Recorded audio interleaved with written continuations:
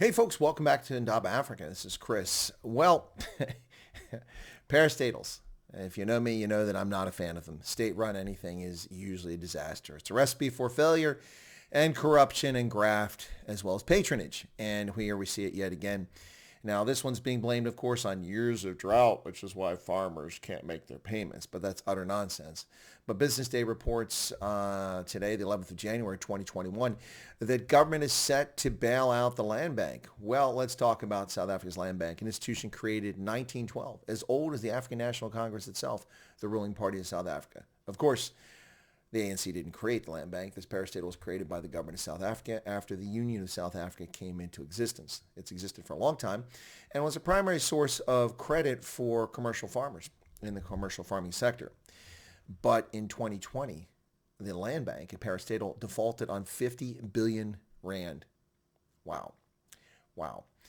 Yeah, they stated an annual loss on the 31st of March 2020, right after we got started in the lockdown in South Africa for COVID-19, of 2.8 billion annual loss. Crazy. Now, in 2019, 9.6% of their loan portfolio was non-performing. That's an alarming figure when you consider that the subprime mortgage crisis that took place in 2008-2009 timeframe in the United States, which led to a global economic and financial meltdown, was a consequence of less than 5% of loans outstanding, which were subprime. And of that less than 5%, only a small portion of those loans actually were non-performing. That pushed the credit markets into disarray globally. 9.6% of loans were non-performing. In other words, people weren't paying back their loans in 2019.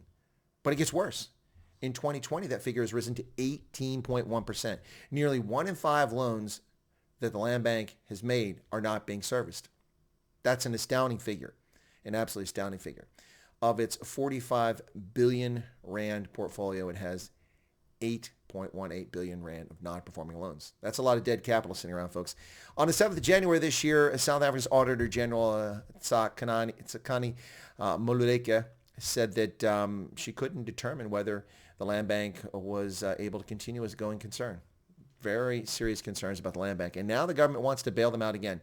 In the time-honored tradition now, the African National Congress to bail out failing entities, failing state-owned parastatals like Eskom, Transnet, South African Airways, and now, of course, also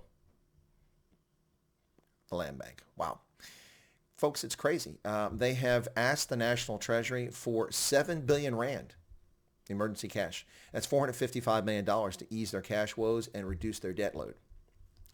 Now, in August, after defaulting on their loans, they did resume paying interest, but they're not servicing the capital.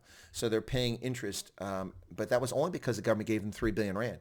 So they gave them 3 billion rand. They lost 3 billion rand. They want 7 billion rand more. Do you see where this story is going, folks? This is absolutely pathetic. This is beyond comprehension. Now, before I can just dismiss this out of hand, I mean, it's become fashion for me and for many people who are free marketers. They instantly fall in disfavor with parastatals, and that's my normal reaction. But in this case, while I disapprove of being a parastatal, eventually, if it's ever fixed, it should be spun off. But the reality is this: is that this bank owns nearly a third of all agricultural loans. And if 1 in 5 of those is not being serviced, that's a real problem. There's a serious problem in the agricultural sector here. So what do?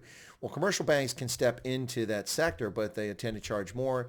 Their conditions are more onerous. It's a bit of a challenge.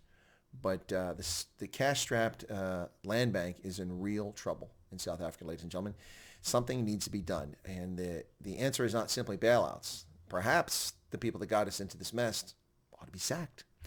Perhaps the bank ought to be recapitalized. Perhaps loans ought to be consolidated where possible. And perhaps management of the bank needs to be taken a closer look at. How exactly is it they're making these loans? Just because a person's a commercial farmer doesn't mean they warrant a loan. They have to have the means to repay the loan in a reasonable fashion. But 18% of the loans are now non-performing. None of us can survive if suddenly 18% of the income we expect to come in each month just disappears. And that's just income. That's income from interest, but also the repaying the principal is borrowed. So it's doubly damaging for banks not to get this payment. But South Africa's land bank is apparently back at the at the begging cup asking for South Africa's government for money. And apparently, according to Business Day today, they're saying that the government is likely to give the land bank its 7 billion rand bailout. Wow. Going forward, the bank says it needs at least 3 billion rand a year in additional bailouts. That's an interesting figure. It just covers their 2.8 billion rand loss in 2020, 2019, 2020. Interesting. So is that what they expect to lose going forward each and every year after they've already been bailed out 3 billion rand? Now they want another 7 billion. That's 10 billion. Then they want 3 billion and 13, 3, 16, 9. You see where this is going, folks, into perpetuity. Ladies and gentlemen, this nonsense with governments owning what should be private enterprise and private business is very disturbing. But the Europeans love it, and the South Africans love it. Well, at least the African National Congress loves it. And plenty of people here on this side of the Atlantic love it too. And a lot of people seem to think America is a free market democracy. It's not. It's a democratic republic, and it's not free market by any stretch of the means. We have all sorts of government intrusion. We have cabals allowed to exist, like in the tech industry, and we have stranglehold on many industries for what are essentially monopolies that really need to be addressed, as well as government intrusion with parastatals, things like Fannie Mae, Freddie Mac, intruding into the housing market and distorting outcomes, among many other things. Anyway, folks, if you're not a subscriber to Chris White Africa, why not become one? Smash that like button and join the crowd. And thanks a lot, folks. Have a good day. More handouts for parastatals in South Africa.